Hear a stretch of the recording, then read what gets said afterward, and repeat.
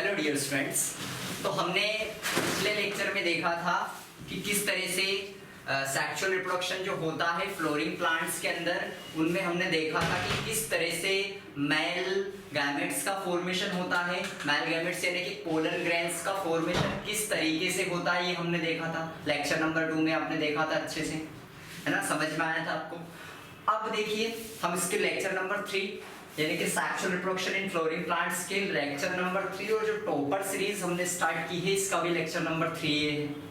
Clear?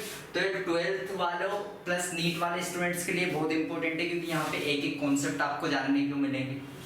अब देखिए हमने देखा था कि किस तरह से माइक्रोस्पोर मदर सेल जो है वो डिवाइड करती है और उससे मेल गैमेट्स का फॉर्मेशन होता है, यानी कि माइक्रोस्पोर का फॉर्मेशन होता है। मेल गैमेट्स कौन होते हैं?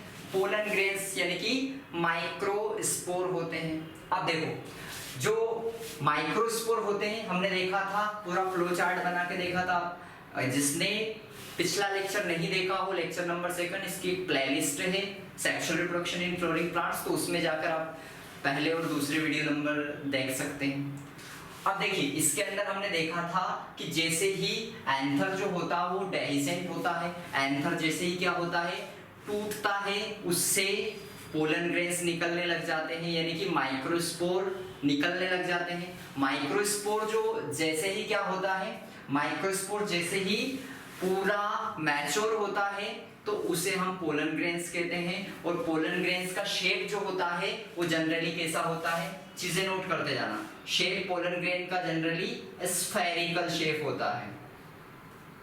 क्लियर? कैसा शेप होता है? स्फेरिकल शेप होता है। हमने साइज देखी थी 25 to 15 माइक्रोन साइज होती है इसकी, इतनी पोलन ग्रेन्स की साइज होती है। और जो शेप होता है जनरली स्फेरिकल होता है, पर डिफरेंट टाइप्स ऑफ प्लांट्स में थोड़ा थोड़ा वेराई करता है, अलग अलग तरह का ये शेप दिखाई देता है। बिल्कुल माइक्रोस्कोपिक होता है पोलन ग्रेन्स। क्लियर? बहुत छोटे छोटे होते हैं। क्लियर? अब देखिए चीजों को समझने की कोशिश करना है आपको कि जो पोलन ग्रेन होता है ये जब मैच्योर होता है तो इसकी जो कवरिंग होती है वो 2 लेयर्स की कवरिंग होती है। पोलन ग्रेन्स की जो कवरिंग होती है वो जनरली 2 लेयर्स की होती है। ये आपको याद रखनी है अच्छे से, मैंने पिछले लेक्चर में भी आपको बता दिया था, पर यहाँ पर और अच्छे से ध्यान देना है। माइक्रोस्पोर जो होता है या पोलन ग्रेन्स होता है उसके 2 लेयर की कवरिंग होती है।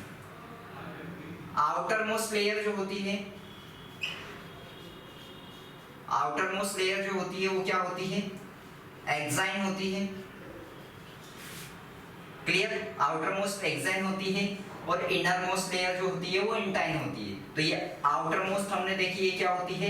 एक्साइन होती है। और इनर मोस्ट लेयर कौन होती है? इंटाइन होती है। क्लियर? जो एक्साइन लेयर होती है ये बहुत ज्यादा हाईली रेसिस्टेंट होती है, यानी कि अनफेवरेबल कंडीशन में और सभी चीजों के लिए बहुत ज्यादा हाईली रेसिस्टिव होती है। हाईली रेसिस्टिव लेयर होती है। क्लियर? और ये किस चीज की बनी होती है? स्पोरोपोलेनिन की बनी होती है। ये सारी चीजें नोट करना बहुत इंपॉर्टेंट है। स्पोरोपोलेनिन की बनी होती है और ये डिसकंटिन्यूअस लेयर होती है, यानी कि पूरी सभी जगह पे नहीं पाई जाती है। ये कैसी होती है? डिसकंटिन्यूअस लेयर होती है। थोड़ा थोड़ा कुछ जगह पर क्या होते हैं, पोलन ग्रेन्स में पोर्स पाए जाते हैं। जिन जिन जगहों पर स्पोरोपोलेनिन की लेयर नहीं पाई जाती है, वो एब्सेंट होती है, उसे पोर्स कहते हैं। जर्म पोर का फॉर्मेशन वहां पर होता है। इन चीजों का आपको ध्यान देना है अच्छे से। क्लियर? उसके बाद चीजों पर फोकस करना है कि जो ये डिसकंटिन्यूअस लेयर होती है ये यहां पर क्या होता है? जर्म पोर। क्लियर? स्पोरोपोलेनिन जो होता है ये सबसे हार्डेस्ट सब्सटेंस होता है, ये आपको याद रखना है। सबसे हार्डेस्ट सब्सटेंस होता है प्लांट्स बॉडी के अंदर। प्लांट की जो पूरी बॉडी होती है उसके अंदर सबसे हार्डेस्ट सब्सटेंस क्या होता है? स्पोरोपोलेनिन होता है, ये ध्यान देना है। तो प्लांट के अंदर डायरेक्टली पूछे जाते हैं कि प्लांट के अंदर हार्डेस्ट सब्सटेंस कौन सा होता है, तो स्पोरोपोलेनिन होता है। यानी कि जो पोलन ग्रेन्स होते हैं उसकी आउटर लेयर जो एक्साइन बनी होती है, एक्साइन के अंदर स्पोरोपोलेनिन सबसे हार्डेस्ट सब्सटेंस होता है। इन चीज पर याद रखना है आपको, ये चीजें याद रखना है। उसके बाद ऐसा कोई भी एंजाइम अभी तक पता नहीं है, no enzyme at present which can degrade sporopollenin. तो ऐसा कोई भी एंजाइम अभी तक मालूम नहीं है जो कि स्पोरोपोलेनिन को क्या कर सके, डिग्रेड कर सके, इसको डिस्ट्रॉय कर सके। तो अच्छे से याद रखना, इतनी हार्ड लेयर होती है और ये टेम्परेचर और सभी कंडीशन में क्या कर सकती है, सरवाइव कर सकती है। लेयर कभी खराब नहीं होती और इसी की कारण से जो पोलन ग्रेन्स होता है इनको फॉसिल्स की तरह प्रिजर्व किया जा सकता है। इनको प्रिजर्व किया जाता है क्योंकि इसके अंदर क्या होती है, ये लेयर होती है, मिलियंस ऑफ साल तक ये खत्म नहीं होती है। तो ये आपको याद रखना है। क्लियर? ये आपको चीजें याद रखना है पोलन ग्रेन्स के बारे में, इतनी चीजें।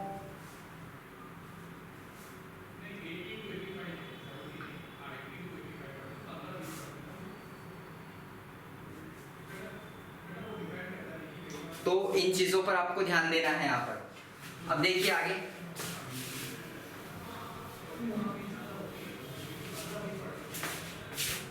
अगली चीजों पर आपको फोकस करना है।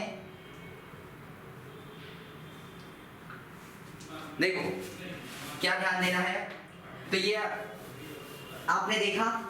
इसके बाद देखिए आगे इंटाइन लेयर भी देखी। इंटाइन लेयर के बारे में कुछ चीजें आप याद रख लेंगे। इंटाइन के बारे में मैंने कल भी आपको बताया था कि ये थोड़ी थीन लेयर होती है। इंटाइन जो होती है वो थीन लेयर होती है। क्लियर? थीन लेयर होती है और इंटाइन लेयर जो होती है उस पर फोकस करना। एक तो थीन होती है, उसके बाद ध्यान देना है कि ये लेयर जो होती है ये कंटिन्यूअस लेयर होती है और ये इंटाइन लेयर कंटिन्यूअस होती है। और ये किस चीज की बनी होती है? Cellulose plus pectin. Cellulose plus pectin की बनी होती है। इन चीजों को ध्यान देना है। तो इंटाइन लेयर जो होती है वो किसकी बनी होती है? सेलुलोज प्लस पैक्टिन की बनी होती है और ये कंटिन्यूअस लेयर होती है और ये पतली लेयर होती है। तो दो लेयर पाई जाती है पोलन ग्रेन्स के ऊपर। कौन कौन सी?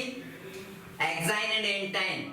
Exine and intine. और इन दोनों के बारे में आपको सब चीजें पता होना चाहिए क्योंकि एग्जाम के अंदर कंटिन्यूअसली ये चीजें पूछी जाती है। तो आपको ध्यान देना है चीजों पर अच्छे से। क्लियर? अब देखिए आगे हम देखेंगे इस चीज को और अच्छे से आप समझने की कोशिश करिएगा। जो पोलन ग्रेन्स का साइटोप्लाज्म होता है वो काफी कैसा होता है? डेंस होता है। सब चीजें नोट करना है जो एनसीईआरटी के अंदर लिखी है। तो पोलन ग्रेन्स का जो साइटोप्लाज्म होता है काफी डेंस होता है, ये आपको ध्यान देना है। और इसके अंदर साइटोप्लाज्म की अगर हम बात करें तो प्लाज्मा मेम्ब्रेन से सराउंडेड रहता है। और पोलन ग्रेन्स के अंदर दो इंपॉर्टेंट चीजें ध्यान देनी है यहाँ पर कि जो पोलन ग्रेन्स होते हैं, जो मैच्योर पोलन ग्रेन्स होते हैं उनके अंदर क्या होता है? दो सेल्स पाई जाती है। मैच्योर पोलन ग्रेन्स के अंदर दो सेल पाई जाती है।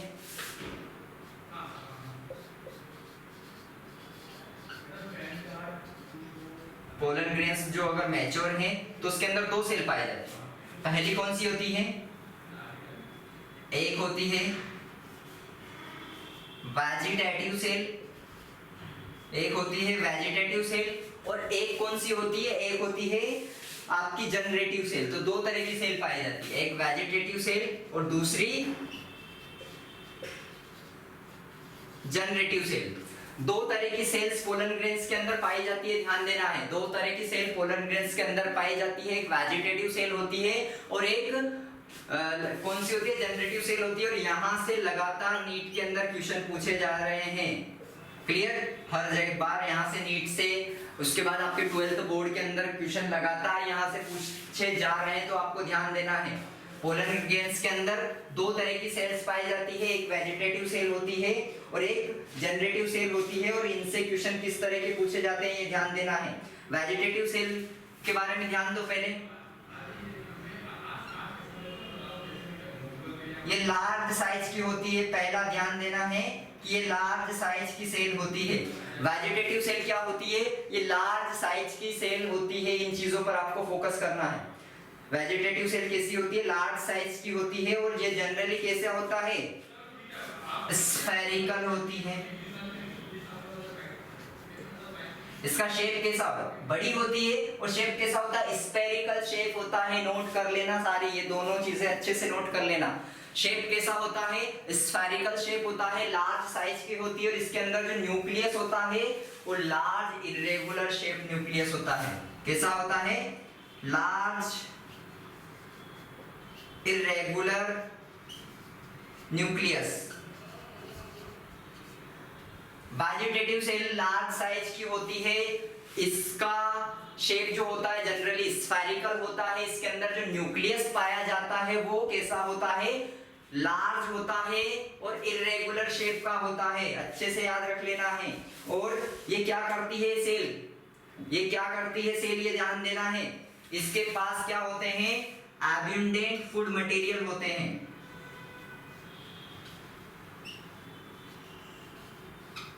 इट हैज एब्यूंडेंट फूड मटेरियल, यानी कि ये पोलन ग्रेन्स जो होते हैं उनको फूड प्रोवाइड करने का काम करती है।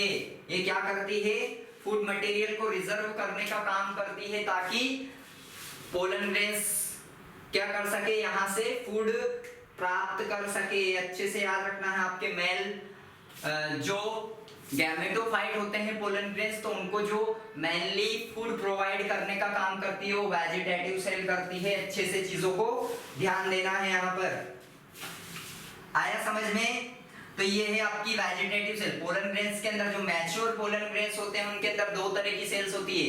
नीट के अंदर लगातार क्वेश्चन यहाँ से आ रहा है, ध्यान देना है एक एक चीजों पर। क्लियर। पोलन ग्रेन्स अगर मैच्योर है तो उनके अंदर क्या है, देखो ये पोलन ग्रेन्स टेट्राएड का आपको डायग्राम दे रखा है। पोलन ग्रेन्स टेट्राएड का आपको डायग्राम दे रखा है। ये यहाँ पर अंदर क्या है, माइक्रोस्पोर है। ये माइक्रोस्पोर क्या करते हैं, जैसे ही क्या होंगे, डेवलप होंगे। माइक्रोस्पोर जैसे ही डेवलप होंगे तो यहाँ एक दूसरे से अलग हो जाते हैं, बहुत सारे पोलन ग्रेन्स का फॉर्मेशन करते हैं। ये पोलन ग्रेन्स जो होंगे क्या होंगे, डेवलप होंगे, मैच्योर। ये स्टेजेस होती है इनकी। माइक्रोस्पोर यानी कि इनके डेवलपमेंट की स्टेज होती है। इस तरीके से स्टार्टिंग में सेल होती है, फिर उसके अंदर क्या होगा, ये न्यूक्लियस है, इसका सेंटर में क्या है, न्यूक्लियस है। उसके बाद क्या होगा, ये न्यूक्लियस और वैक्यूल भी डेवलप हो जाते हैं, फिर वैक्यूल भी डेवलप होंगे। अब ये न्यूक्लियस से यहाँ पर क्या बन गया, स्पिंडल बन जाएगा। ये स्पिंडल है और इस तरह से दो सेल्स बन जाएगी। ये बड़ी सेल जो होती है इसे क्या कहते हैं, वेजिटेटिव सेल। और ये छोटी वाली सेल जो होती है इसे क्या कहते हैं, जनरेटिव सेल।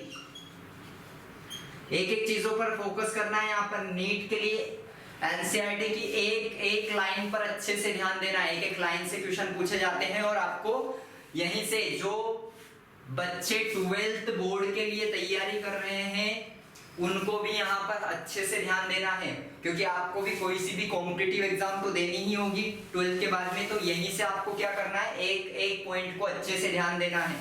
क्लियर।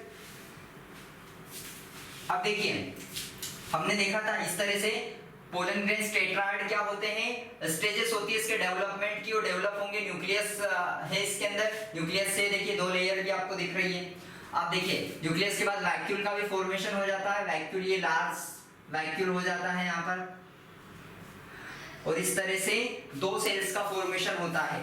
अब हम बात करते हैं जनरेटिव सेल की। तो जनरेटिव सेल क्या करती है, ये स्मॉल साइज की होती है। जनरेटिव सेल कैसी होती है, ये स्मॉल साइज की होती है, जनरेटिव सेल स्मॉल साइज की होती है। एंड क्या याद रखना है, floats in the cytoplasm of vegetative cell, यानी कि जो ये वेजिटेटिव सेल है ये पूरा साइटोप्लाज्म वेजिटेटिव सेल का है, ध्यान देना है। ये जो पूरा साइटोप्लाज्म, सेल के अंदर साइटोप्लाज्म होता है जिसकी कवरिंग प्लाज्मा मेम्ब्रेन होती है, तो ये जो साइटोप्लाज्म है पूरा ये किसका है, वेजिटेटिव सेल का है, और उसके अंदर फ्लोट करती है आपकी जनरेटिव सेल। तो जनरेटिव सेल कैसी होती है, स्मॉल साइज की होती है and floats in the cytoplasm of vegetative cell. अच्छे से याद रखना है, एक एक चीजें नोट करते जाना है यहाँ पर, क्लियर। अब देखिए ध्यान दीजिए चीजों पर। अगली चीज ध्यान देना है कि जो इसका न्यूक्लियस होता है उस पर भी हम ध्यान देंगे। पहले इसका शेप देख लीजिए, इसका शेप कैसा होता है, स्पिंडल शेप होता है। इस सेल का शेप कैसा होता है, स्पिंडल शेप होता है, ये ध्यान देना है। इस सेल का शेप कैसा होता है, स्पिंडल शेप होता है। इन चीजों को नोट करते जाना है, डायरेक्टली पूछे जाते हैं सारी चीजें। और इसका साइटोप्लाज्म जो होता है वो डेंस होता है, काफी डेंस साइटोप्लाज्म होता है, डेंस साइटोप्लाज्म होता है। एंड टिपिकल, यानी कि एक जैसा एक टिपिकल न्यूक्लियस होता है उस तरह का इसका न्यूक्लियस होता है, ठीक।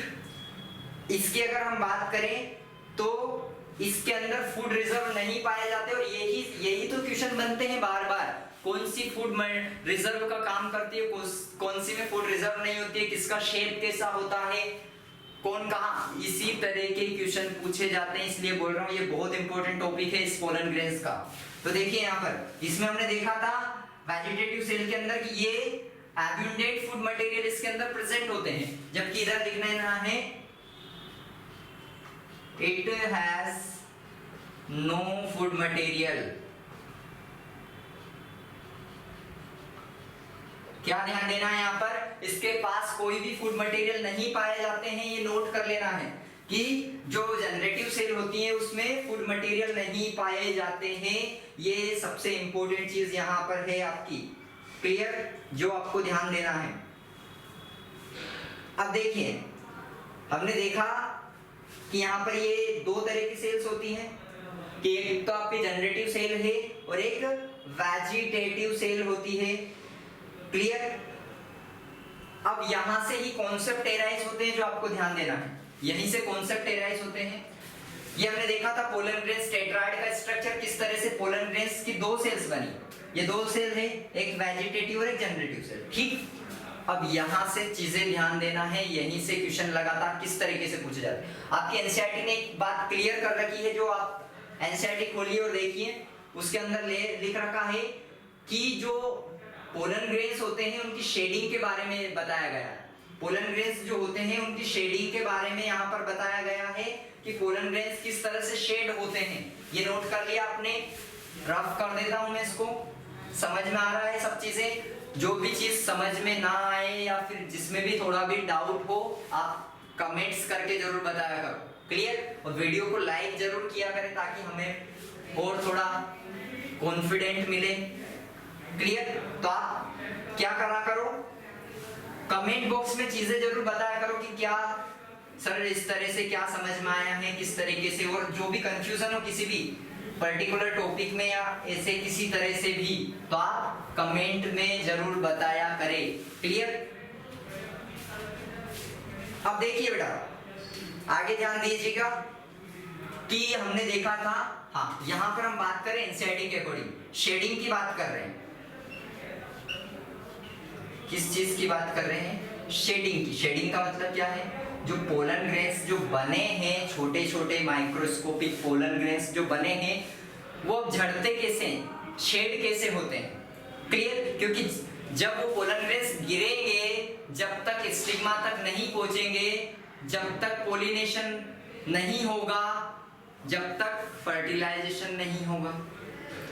और हम चैप्टर के अंदर क्या पढ़ रहे हैं, sexual reproduction in flooring plants, यानी कि जब तक दो गैमेट्स मिलेंगे नहीं आपस में, मेल गैमेट्स और फीमेल गैमेट्स, तब तक तो फर्टिलाइजेशन पॉसिबल है नहीं। तो क्या होगा, ये जो पोलन ग्रेन्स बने हैं एंथर के अंदर, ये क्या होंगे, जैसे ये एंथर मैच्योर होगा, आपने देखा था डायग्राम एक लेक्चर में, सेकेंड लेक्चर में आपको पता हो तो, ये आपका इस तरह का क्या होता है, एंथर होता है, इसके अंदर पोलन ग्रेन्स भरे हुए होते हैं। इसको जब हम काटेंगे या फिर जैसे अगर हम बात करें जैसे सूख जाता है तो यहाँ से इसमें डेहिसेंस होगा और ये पोलन ग्रेन्स पूरे गिर जाएंगे इस तरह से। अगर हवा से होगे तो हवा के जरिए पोलिनेशन हो सकता है, वाटर के थ्रू हो सकता है, इंसेक्ट के थ्रू होता है, बहुत सारे तरीके हम देखेंगे पोलिनेशन के। क्लियर? अब देखिए तो शेडिंग कैसे होती है, यानी कि किस तरह से ये गिरते हैं। तो शेडिंग में हमें देखना है कि जो पोलन ग्रेन्स होते हैं वो 60% से ज्यादा, कितने, 60% से ज्यादा एंजियोस्पर्म के अंदर 60% से भी ज्यादा एंजियोस्पर्म के अंदर 2 सेल्ड स्टेज में होते हैं। 2 सेल्ड स्टेज में शेडिंग होती है। क्या मतलब है इसका? 2 सेल स्टेज देखिए हमने, एक वेजिटेटिव होती है, एक जनरेटिव होती है। तो 60% से ज्यादा जो पोलन ग्रेन्स होते हैं एंजियोस्पर्म के, 60% से ज्यादा एंजियोस्पर्म के अंदर इतने जो पोलन ग्रेन्स होते हैं वो 2 सेल स्टेज के अंदर गिर जाते हैं, यानी कि उनकी शेडिंग 2 सेल स्टेज में होती है, तो वेजिटेटिव और एक जनरेटिव स्टेज में। क्लियर? पर लेस देन 40% में क्या होता है, ये जो जनरेटिव सेल होती है ना, ये जो जनरेटिव सेल होती है, समझना इस चीज को, ये जो जनरेटिव सेल होती है ये क्या करती है, जनरेटिव सेल जो होती है ये डिवाइड होती है माइटोटिकली ये डिवाइड होती है और 2 मेल गैमेट्स का फॉर्मेशन करती है शेडिंग के पहले। ये ध्यान देना है कि बहुत सारे ऑर्गेनिज्म में जो 40% से कम में, मतलब ये जनरेटिव सेल होगी, ये माइटोटिकली डिवाइड होगी, यानी कि माइटोसिस से डिवाइड होगी और 2 मेल गैमेट्स का फॉर्मेशन करेगी, 2 मेल गैमेट्स का फॉर्मेशन करेगी। क्लियर? ये 2 मेल गैमेट्स का फॉर्मेशन करती है, अच्छे से ध्यान देना है, 2 मेल गैमेट्स का फॉर्मेशन करेगी, यानी कि पोलन ग्रेन्स जो इनमें शेड होंगे वो 3 सेल स्टेज में होंगे।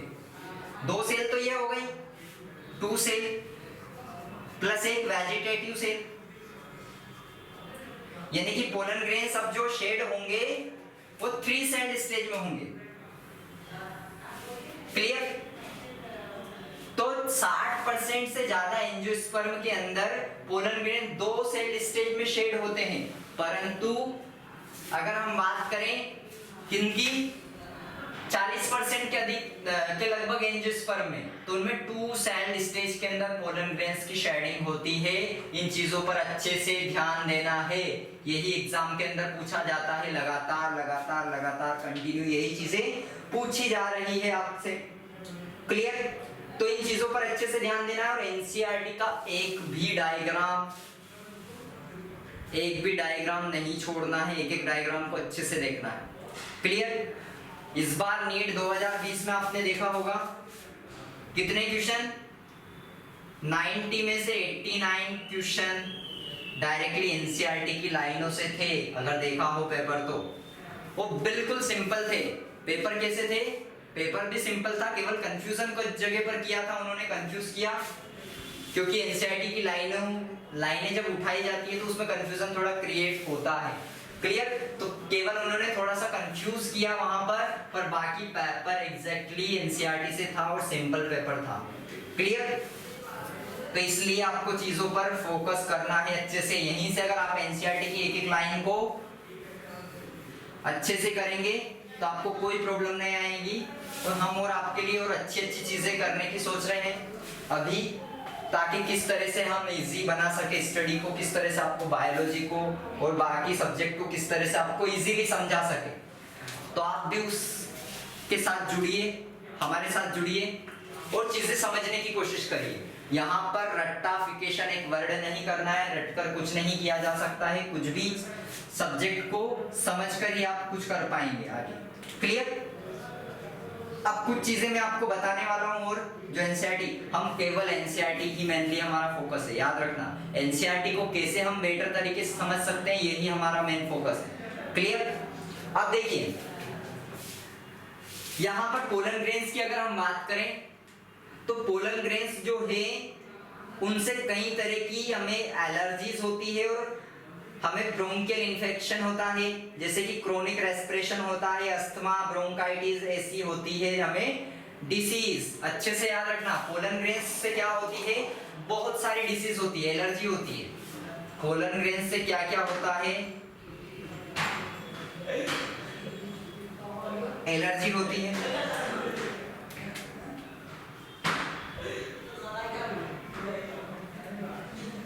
एलर्जी होती है, ब्रोंकियल इन्फेक्शन होता है,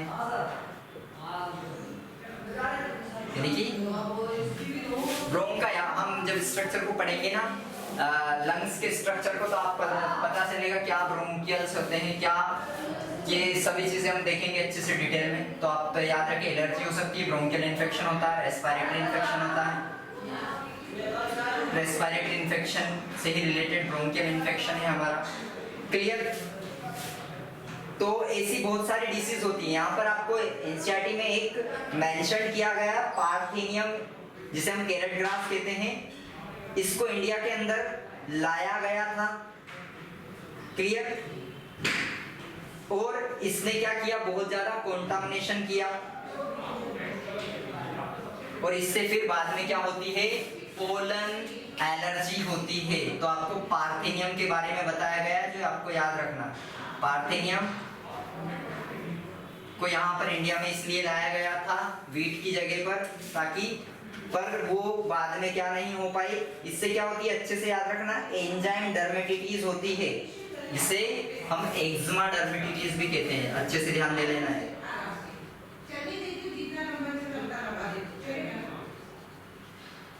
ये एनसीईआरटी में मेंशन नहीं है, याद रख लेना थोड़ा सा। एक्जिमा डर्मेटिटिस, एक्जिमा डर्मेटिटिस एक एलर्जिकल डिसीज होती है, जो किसके कारण होती है, पार्थेनियम, जो कैरेट ग्रास है उसके कारण होने वाली ये एक इन्फेक्शन होता है। क्लियर?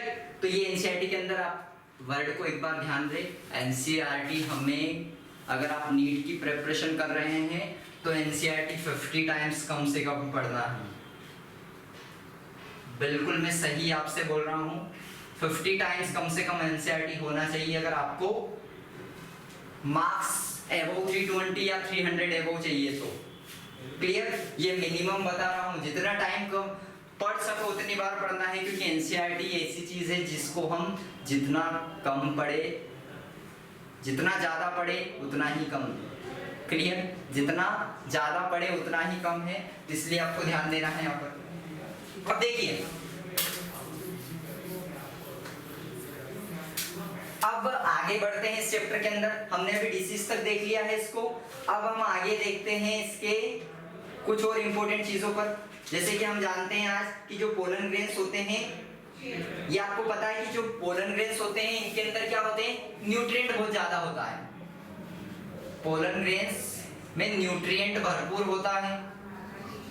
क्लियर? न्यूट्रिएंट बहुत ज्यादा पाए जाते हैं पोलन ग्रेन्स के अंदर, न्यूट्रिएंट पोलन ग्रेन्स के अंदर बहुत ज्यादा पाए जाते हैं, ये आपको पता है। तो इसके कारण क्या होता है, आज बाजार में पोलन ग्रेन्स के बहुत सारी चीजें अवेलेबल हो चुकी है। आज पोलन ग्रेन्स से बहुत सारी चीजें अवेलेबल हो चुकी है। पोलन ग्रेन्स की टैबलेट्स अवेलेबल है बाजार के अंदर, सिरप्स अवेलेबल है बाजार के अंदर, यानी कि मार्केट में इसकी बहुत ज्यादा मार्केटिंग हो रही है, बहुत ज्यादा इन प्रोडक्ट को यूज किया जा रहा है, क्योंकि इसके अंदर न्यूट्रिएंट बहुत ज्यादा होती है। इससे हमें हर तरह की एनर्जी अवेलेबल होती है, इंस्टेंट एनर्जी भी हमें मिलती है, और हम इसको स्टोर भी कर सकते हैं, एनर्जी स्टोरेज के फॉर्म में भी इसको यूज किया जाता है। इसलिए हमारे परफॉर्मेंस को इंक्रीज करने के लिए, पोलन ग्रेन्स के ये सारे प्रोडक्ट अवेलेबल है। ये परफॉर्मेंस को क्या कर देते हैं, इंक्रीज करते हैं। क्लियर? और ऐसा इनको कौन कौन लेते हैं, जैसे कि हम एथलीट्स की बात करें, स्पोर्ट्समैन एथलीट्स वगैरह हुए, इन वो भी इनका यूज करते हैं।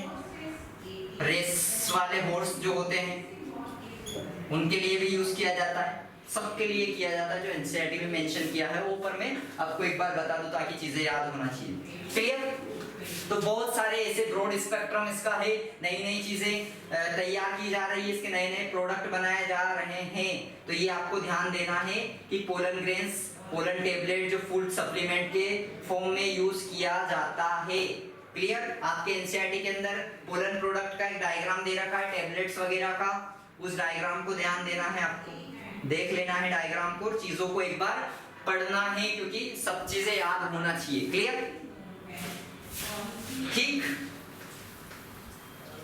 अब देखिए आगे, अब हम बात करते हैं विएबिलिटी पीरियड की। विएबिलिटी पीरियड की हम बात करते हैं और समझने की कोशिश करना कि क्या होता है विएबिलिटी पीरियड।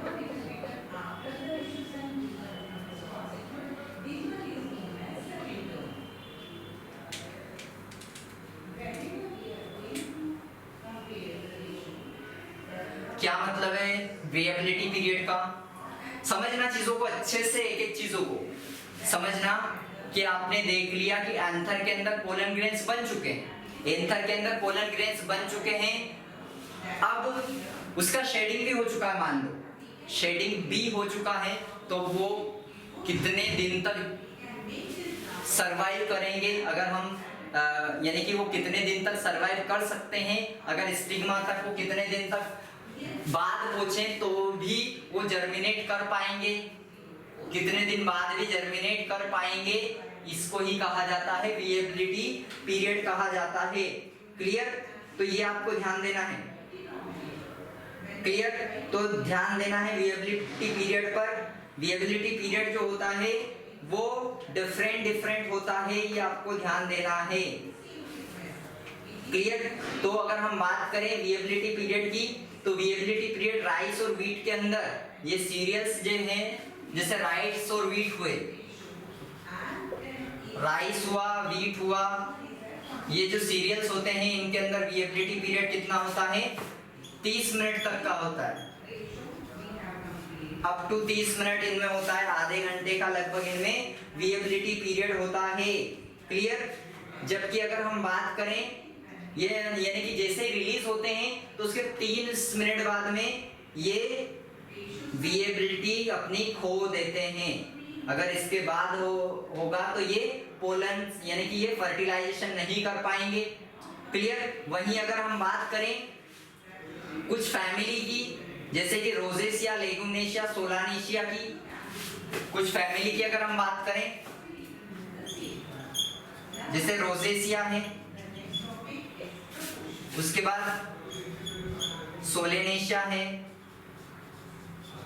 लेगुमिनेशिया है, लेगुमिनेसी जिसे हम कहते हैं,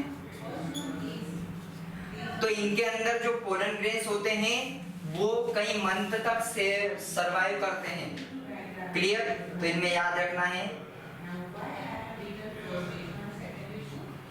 ये मंथ तक सरवाइव करते हैं। क्लियर? तो ये मंथ तक सरवाइव करते हैं। विएबिलिटी पीरियड इनके मंथ का होता है, जबकि इनका विएबिलिटी पीरियड केवल 30 मिनट का होता है। इन चीज पर ध्यान देना है। और जो पोलन ग्रेन्स हैं हमारे, ये क्वेश्चन नीट के अंदर अभी 19 के अंदर पूछा गया था, तो आपको वापस ध्यान देना है जो मैं अभी बता रहा हूँ। ये चीजें भी ध्यान देना है, डायरेक्टली पूछी जाती है, स्टेटमेंट टाइप क्वेश्चन में भी पूछी जाती है और ऑब्जेक्टिव टाइप सिंपल भी पूछी जाती है, तो अच्छे से ध्यान देना है चीजों पर। उसके बाद देखिए क्या ध्यान देना है कि जो हमारे पोलन ग्रेन्स होते हैं, पोलन ग्रेन जो होते हैं इनको हम क्या कर सकते हैं? स्टोर कर सकते हैं। इनको हम स्टोर कर सकते हैं, पोलन ग्रेन्स को हम क्या कर सकते हैं? स्टोर करके रख सकते हैं पोलन बैंक की तरह, और आगे जाकर इसको ब्रीडिंग प्रोग्राम में यूज कर सकते हैं। जैसे आपको पता होता है के स्पर्म को स्टोर किया जा सकता है, जैसे स्पर्म को स्टोर किया जा सकता है, उसके बाद में उसको आर्टिफिशियल इंसेमिनेशन और बहुत सारे ब्रीडिंग के लिए यूज किया जाता है। सेम यहाँ पर पोलन ग्रेन्स को भी स्टोर किया जा सकता है। तो ध्यान देना है, पोलन ग्रेन्स को भी हम क्या कर सकते हैं, स्टोर कर सकते हैं पोलन बैंक में, पोलन बैंक की तरह इसको, और ब्रीडिंग प्रोग्राम में इसको यूज किया जा सकता है। ब्रीडिंग प्रोग्राम की तरह हम इसको यूज कर सकते हैं। और यूज हम जो स्टोर करते हैं वो ध्यान देना है, हम कैसे स्टोर करते हैं। स्टोर इसको हम लिक्विड नाइट्रोजन में -196 डिग्री सेल्सियस पर किया जा सकता है। ये कई बार क्वेश्चन पूछा गया है। लिक्विड नाइट्रोजन में -196 डिग्री सेल्सियस। क्लियर? ध्यान देना है अच्छे से चीजों पर। लिक्विड नाइट्रोजन में -196 डिग्री सेल्सियस तक इसको क्या किया जा सकता है, रखा जा सकता है। और ऐसे में ये कई सेवरल ईयर्स तक ये पोलन ग्रेन्स जिंदा रहेगा। और ऐसे में आप क्या कर सकते हैं, इस पोलन ग्रेन्स को ब्रीडिंग प्रोग्राम में आगे जाकर यूज कर पाएंगे। क्लियर? इन सब चीजों पर आपको अच्छे से ध्यान देना है बेटा, और यही एग्जाम के अंदर पूछा जाता है ना। तो ये हमने देखा यहाँ पर। अब समझने की कोशिश करना चीजों को कि हमने अभी तक देखा क्या क्या है। यहाँ पर हमने पूरा का पूरा चैप्टर के अंदर हमने देखा है सबसे पहले कि किस तरह से बेसिक चीज को हमने देखा, फ्लोवर क्या होता है, फ्लोवर्स के पार्ट्स को हमने देखा था। और फिर वहीं से हमने स्टार्ट किया था एंड्रोशियम वाले पार्ट से, यानी कि मेल फ्लोवर के मेल वाले पार्ट से स्टार्ट किया था। मेल पार्ट में हमने देखा था कि 4 पार्ट होते हैं यहाँ पर। स्टामेन के अंदर हमने मेल पार्ट के अंदर देखा था कि स्टामेन जो होता है वो 2 चीज से बना होता है, एंथर से और फिलामेंट से। फिर इनके बारे में हमने देखा, एंथर के अंदर हमने देखा किस तरह से माइक्रोस्पोरोजेनेसिस होती है, यानी कि माइक्रोस्पोर का फॉर्मेशन होता है। माइक्रोस्पोर जो होते हैं वो डेवलप हो जाते हैं, मैच्योर होकर पोलन ग्रेन्स बन जाते हैं। पोलन ग्रेन्स की हमने देखी, पोलन ग्रेन्स के शेडिंग हमने देखी, पोलन ग्रेन्स को देखा कि कैसे क्या होगा। अब ये पोलन ग्रेन्स जो होंगे अभी तो डेवलप हुए हैं, 2 सेल और 3 सेल तक यहाँ पर पहुंच गए, हमने सब चीजें देख ली। अब ये पोलन ग्रेन्स जो होंगे किस तरह से कहां पर जाएंगे, स्टिग्मा तक पहुंचेंगे। उस प्रोसेस को, पोलन ग्रेन्स का एंथर टू स्टिग्मा तक जाने की प्रोसेस को पोलिनेशन कहते हैं। और ये पोलिनेशन टॉपिक पूरा हमें डिटेल में दिया हुआ है आपकी 12th एनसीईआरटी के अंदर, तो हम इसको बहुत डिटेल के अंदर पढ़ने वाले हैं। इससे पहले हम क्या पढ़ेंगे, पहले हम फर्टिलाइजेशन को कंप्लीट हमें जानना है। तो हमने मेल पार्ट जैसे एंड्रोशियम को हमने देखा है, वैसे हमें गाइनोशियम वाले पार्ट को डिटेल में देखना है नेक्स्ट लेक्चर के अंदर। कि गाइनोशियम के अंदर हम देखेंगे कि जो फीमेल पार्ट होता है फ्लोवर का, उसके अंदर भी हमने देखा था पिस्टिल या कार्पेल उसकी यूनिट होती है, और उसके भी 3 पार्ट होते हैं, स्टिग्मा, स्टाइल एंड ओवरी। अब ओवरी के अंदर किस तरह से ओव्यूल का फॉर्मेशन होता है, क्या फीमेल गैमेटोफाइट होते हैं, इन सभी चीजों को हम डिटेल के अंदर देखने वाले हैं नेक्स्ट लेक्चर के अंदर। तो बेटा एक एक चीजों को फोकस करना है। ये चैप्टर नीट के अंदर अच्छे से मैं आपको समझा दूं, 4 से लेकर 6 क्वेश्चन इस चैप्टर से नीट के अंदर आते हैं, अकेले sexual reproduction in flooring plants से नीट के अंदर 4 से 6 क्वेश्चन आते हैं, ये आपको ध्यान देना है। और बहुत ज्यादा मार्क्स वाला क्वेश्चन है आपका, तो इसलिए इसको बिल्कुल एक एक वर्ड को आपको ध्यान देना है और एनसीईआरटी की एक एक लाइन पर फोकस करना है। यहाँ पर डायग्राम भी बहुत सारे इस चैप्टर के अंदर, तो उन डायग्राम को भी लेबलिंग वगैरह हर चीज को अच्छे से समझना है, ठीक। तो अगर आप वीडियो में कमेंट्स जरूर करना, कोई सी भी चीज समझ में नहीं आई हो, किसी भी चीज में डाउट हो, या फिर समझ में भी आया हो तो और बताना अच्छे से, क्लियर। और शेयर किया करें वीडियो को, लाइक जरूर करें, ठीक, ओके, थैंक यू।